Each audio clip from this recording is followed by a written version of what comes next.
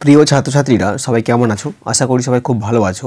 আজ আমি তোমাদের সঙ্গে আলোচনা করতে চলেছি এবিটি টেস্ট পেপারের কিছু বাকি অংশ অর্থাৎ এমএস এক্সেল এবং এমএস এক্সেসের লং টাইপ প্রশ্নগুলি উত্তর সহ আলোচনা করব, যেগুলি তোমাদের ফাইনাল পরীক্ষার জন্য খুবই গুরুত্বপূর্ণ এবং এগুলি এবিটি টেস্ট পেপারে অর্থাৎ যার পেজ নম্বর হচ্ছে AC379 এর প্রশ্নগুলো আজকে আলোচনা করতে চলেছি।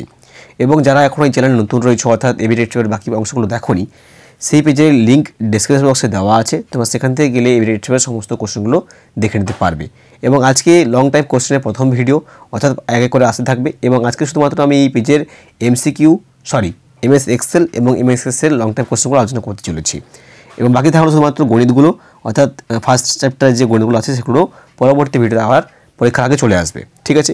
এবং অনেকেই বলছে যে স্যার লং কোশ্চেন অর্থাৎ সাজেশন দেওয়ার জন্য ফাইনাল পরীক্ষার জন্য, তো তোমাদের বলে রাখি পরীক্ষার আগে কিন্তু তোমাদের ফাইনাল পরীক্ষার সাজেশন চলে আসবে, তোমরা একটু ওয়েট করো আর এগুলো ভালো করে প্র্যাকটিস করো, ঠিক আছে। তো চলো ভিডিওটি শুরু করা যাক। তার আগে বলে রাখি তোমরা যারা চ্যানেল নতুন রয়েছে চ্যানেলটি সাবস্ক্রাইব করে পাশে থাকা বেল আইকনটি অন করে রাখো, আর যারা সাবস্ক্রাইব করেছে তাদেরকে অসংখ্য ধন্যবাদ। তো চলো ভিডিওটি শুরু করা যাক। তো দেখো এখানে 6 দাগের যে কোশ্চেনগুলো রয়েছে, 6 দাগের এতে রয়েছে এমএস এক্সেল থেকে, যেখানে বলে দেওয়া আছে এই দাগে এমএস এক্সেল 2007 A1 থেকে A20 সেল পর্যন্ত সেল ভ্যালুর মান সর্বোচ্চ মান নির্ণয় করা ফর্মুলা লিখতে বলে দেওয়া আছে। তাহলে সর্বোচ্চ মান মানে আমরা কি জানি, যেটাকে চিহ্নিত করা হয় MAX দ্বারা, ম্যাক্স দ্বারা অর্থাৎ ম্যাক্সিমাম। তাহলে সিনট্যাক্সটা এখানে কী লেখা হবে, প্রথমে এভাবে লিখবে, নোট করে রাখো, সমান MAX ম্যাক্স দেওয়ার পরে প্রথম বন্ধনী শুরু করবে, তারপর লিখবে A1 = A20 প্রথম বন্ধনী শেষ, দেওয়ার পর এন্টার দেবে, ঠিক আছে। এটাই লিখলে কিন্তু হয়ে যাবে। বিতে কি রয়েছে দেখো, বিতে এখানে রয়েছে অটোফিল কি, অটোফিল কি, পরে রয়েছে সেল রেফারেন্স কয় প্রকার ও কী কী, উদাহরণ দাও, এমএস এক্সেলে পাই চার্ট তৈরি করবে কীভাবে, এবং ফাংশন দুটি কাজ উদাহরণসহ লেখো, কনক্যাটেনেশন আর হচ্ছে কাউন্টিভ, এবং এক্সেলের শর্টিং ও ফিল্টারিং কী কাজ করে, কীভাবে প্রয়োগ করবে। তো সমস্ত প্রশ্নের উত্তর আমি এখানে দিয়ে রেখেছি, এক এক করে বলে দিচ্ছি, দেখে নাও। প্রথম কোশ্চেন ছিল অটোফিল কি। তাহলে অটোফিল কি কীভাবে লিখবে, এটাই লিখবে যে অটোফিল পদ্ধতিতে সহজেই ওয়ার্কশিটে কোনো নির্দিষ্ট কলাম বা রোতে সংখ্যা, ফর্মুলা বা ফাংশনকে ধারাবাহিক কপি করা যায়, এটা হচ্ছে অটোফিলের সংজ্ঞা। এইটুকু লিখলেই কিন্তু হবে, ঠিক আছে। এটা কিন্তু ভালো করে খাতায় নোট করে রাখবে বা ভালো করে পড়ে নেবে বা ফোন থেকে তোমরা স্ক্রিনশটও নিয়ে রাখতে পারো, ঠিক আছে। পরের কোশ্চেন ছিল সেল রেফারেন্স কয় প্রকার ও কী কী, ঠিক আছে, উদাহরণ দাও। তাহলে সেল রেফারেন্সের আমরা সবাই জানি যে 3 প্রকার, কী কী, এক হচ্ছে আপেক্ষিক, 2 হচ্ছে নির্দিষ্ট, 3 হচ্ছে মিশ্র। তো এগুলো কিন্তু প্রত্যেকটার ইংরেজি মানেও কিন্তু ভালো করে দেখে রাখবে। আপেক্ষিক মানে রিলেটিভ, নির্দিষ্ট মানে অ্যাবসলিউট এবং মিশ্র মানে হচ্ছে মিক্সড, এগুলো কিন্তু ভালো করে রাখবে। উদাহরণ কী দেখবে, তাহলে এখানে প্রত্যেকটা যেমন দেওয়া আছে না, যে যেমন এইটাই কিন্তু তোমাদেরকে লিখতে হবে, অর্থাৎ B2 *10 এইটুকু লিখলে কি হবে, ঠিক আছে। অর্থাৎ তিনি কি লিখবে, এভাবে লিখবে যে সমান $B$2 *10, ওটা গুণিতক চিহ্ন, ওটা স্টার, ওটা গুণিতক চিহ্ন, ঠিক আছে, এটুকু লিখলেই হবে। এবং তিনের উদাহরণটা দেবে এটাই যেটা দেওয়া আছে এখানে, এটাও লিখলেই হবে, এটাই যে $B2 *10, এটা হচ্ছে তার উদাহরণ, ওকে। পরের কোশ্চেন ছিল পাই চার্ট তৈরি করার ধাপ। এখানে মোট 3টা রয়েছে, 3টে ভালো করে পড়ে নেবে। তো এগুলো মনে রাখবে যে চার্ট তৈরির ধাপ তোমরা যদি একটা ভালো করে পড়তে পারো, যে কোনো চার্ট পড়লে তোমরা লিখতে পারবে, শুধু এখানে পরিবর্তনটা কী হবে সেটা তোমাদের বলে দিচ্ছি। অর্থাৎ প্রথমে কি মনে রাখবে, যে তথ্যের উপর ভিত্তি করে পাই চার্ট তৈরি করতে হবে তা ওয়ার্কশিটের থেকে সিটের সিলেক্ট করতে হবে। পরে এখান থেকে ইনসার্ট রিবনের চার্টস কমন গ্রুপে পাই বাটনে ক্লিক করতে, এটা কিন্তু প্রত্যেকটাতে একই হবে, কোনো পরিবর্তন নেই, শুধু পরিবর্তন কী হবে, পাই। তাহলে এখানে পাই বলছে পাই হবে, বার হলে বার হতো, লাইনের লাইন হতো, ঠিক আছে, এটা পরিবর্তন হবে। তবে এখানে মনে রাখবে যে শিক্ষক এখানে খাতা দেখবে কোনটা, পরীক্ষক এখানে খাতা দেখবে এটাই, ইনসার্ট রিবনের চার্টস কমন গ্রুপে, এটা কিন্তু ভালো করে লিখতে হবে বা লক্ষ্য রাখতে হবে, ঠিক আছে। দেওয়ার পর এখানে এই পর্যন্ত করতে হবে এবং বিভিন্ন ধরনের পাই চার্ট লেআউটে আসবে, যেমন এগুলো এখানে মুখস্থ করে নেবে।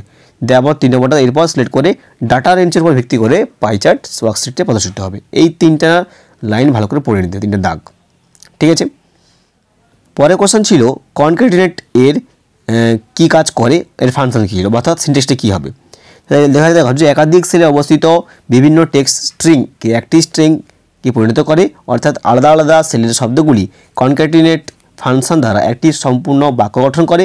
আর কনক্যাটিনেট ছাড়া যেমন অ্যান্ড চিহ্নটি 2 বা তাদের বেশি সেলের শব্দকে যুক্ত করতে ব্যবহার করা হয়, আর এটা হচ্ছে তার সিনট্যাক্স। এটা কিন্তু তোমরা ভালো করে মনে রাখবে, ঠিক আছে। এবং শেষে কিন্তু লেখার সময় এন্টার চিহ্ন দেবে আর সামনে সমান চিহ্ন দেবে, এখানে দেওয়া নেই, দিতে হবে কিন্তু, ঠিক আছে।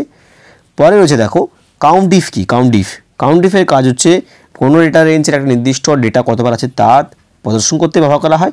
আর এটা ধরনের স্ট্যাটিস্টিক্যাল ফাংশন, এটা মনে রাখলেই হবে বা এটা লিখলেই হবে এবং সিনট্যাক্সটা এটাই লিখবে, সামনে দেবে সমান চিহ্ন এবং শেষে ইন্টার চিহ্ন দেবে। ঠিক আছে, অর্থাৎ সামনে সমান চিহ্ন দিয়ে লিখবে, দেওয়ার পর কিন্তু যখন ফর্মুলা শেষ হবে শেষে ইন্টার চিহ্ন দিতেই হবে, এটা কিন্তু বাধ্যতামূলক দেওয়া উচিত। পরের কোশ্চেন ছিল এমএস এক্সেলের সর্টিং এবং এর ফিল্টারিংয়ের কাজ কী। দেখো পরপত্র দেওয়া আছে, সর্টিংয়ের কাজ কী দেওয়া আছে দেখো, যে সর্টিংয়ের মাধ্যমে ডেটাকে একটি নির্দিষ্ট ক্রমানুসারে সাজানো যায়, যেমন ঊর্ধ্বক্রমে বা নিম্নক্রমে, অর্থাৎ অ্যাসেন্ডিং এবং ডিঅ্যাসেন্ডিং। ঠিক আছে, আর ফিল্টারিংয়ের কাজ কী না, ফিল্টারিংয়ের মাধ্যমে ডেটা নির্দিষ্ট অংশগুলি প্রদর্শন করা যায় এবং যা আপনাকে প্রয়োজন এবং যা একটি প্রয়োজনীয় ডেটাকে লুকিয়ে ফেলে। ঠিক আছে, এটাকে আমরা ফিল্টারিং বলতে পারি। তো এগুলো লেখা ধাপ কী বা কীভাবে এটা কাজ করে দেখো, এখানে প্রথমে দেওয়া আছে সর্টিং করা ধাপ দেওয়া আছে। দেখো টেবিলেট প্রথমে কী করতে হবে, সিলেক্ট করতে হবে, রিবন থেকে ডাটা রিবনে ক্লিক যেতে হবে, তারপর শর্ট অপশনে ক্লিক করতে হবে, করার পর আপনার প্রয়োজনীয় অনুযায়ী আপনি কলাম অর্ডার অ্যাডসেন্ডিং ডিসেন্ডিং করতে পারেন, তারপর ওকে বাটনে ক্লিক করতে হবে। পরে রয়েছে ফিল্টারিং করা ধাপ কী হচ্ছে দেখা এরকমভাবে দেওয়া আছে, তোমরা এগুলোকে ভালো করে খাতা নোট করে নেবে এবং ভালো করে পড়ে নেবে, এইটুকু লিখলে কিন্তুই হবে। ঠিক আছে, সাতের দাগে কী রয়েছে দেখো, সাতের দাগে প্রথম কোশ্চেন ছিল এমএস এক্সেসে 2007-এর কোনো টেবিল ডেটাকে কীভাবে আপডেট করার পদ্ধতি। বিতে রয়েছে ডিজাইন ভিউ এবং ডাটা সেট ভিউর মধ্যে পার্থক্য, দুটি পার্থক্য। এক্সেসে 2007-এর ডিজাইন ভিউ সাহায্যে কোয়ারি তৈরি করার ধাপ লেখো এবং পরে অথবা দিয়ে রয়েছে এক্সেসে উইজার্ডের সাহায্যে রিপোর্ট তৈরি করার ধাপ এবং এক্সেসে দুটি টেবিলের মধ্যে রিলেশনশিপ খুবই গুরুত্বপূর্ণ ভিভিআই বললেই চলে এবং শেষে রয়েছে ক্রস টেপ কোয়ারি এবং সিলেক্ট কোয়ারির মধ্যে পার্থক্য। প্রত্যেকটা কোশ্চেন উত্তর আমি তোমাদেরকে এক এক করে বলে দিচ্ছি, তোমরা কিন্তু ভালো করে পড়ে নেবে, এগুলো কিন্তু খুবই গুরুত্বপূর্ণ। অর্থাৎ যতগুলো সেট এখানে রয়েছে সবগুলোর মধ্যে সবথেকে বেশি ইম্পর্টেন্ট হচ্ছে বা বেশি গুরুত্বপূর্ণ সেট হচ্ছে এই সেটটা 379। এখান থেকে কিন্তু তোমরা অনেক কোশ্চেন পাবে, এক্সেল থেকেও এক্সেস থেকেও। ঠিক আছে, প্রথম কোশ্চেন ছিল ডেটাবেস টেবিলে ডেটা আপডেট করার পদ্ধতি, অর্থাৎ এখানে চারটা পদ্ধতি তোমরা ভালো করে পড়ে নেবে। ঠিক আছে, প্রথমে ওপেন করতে হবে, করার পর নেভিগেশন পেন থেকে অবজেক্টের নির্দিষ্ট ডেটা ক্লিক করতে হবে, এরপর 3 রয়েছে এরপর টেবিলে যে রেকর্ড আপডেট করবে তা পরিবর্তন করতে হবে এবং শেষে রয়েছে এরপর অফিস বাটনে সেভ বাটনে ক্লিক করলে অপশানটি সেভ হয়ে যাবে। খুবই গুরুত্বপূর্ণ, ভিভিআই বললেই চলে এই কোশ্চেনগুলো।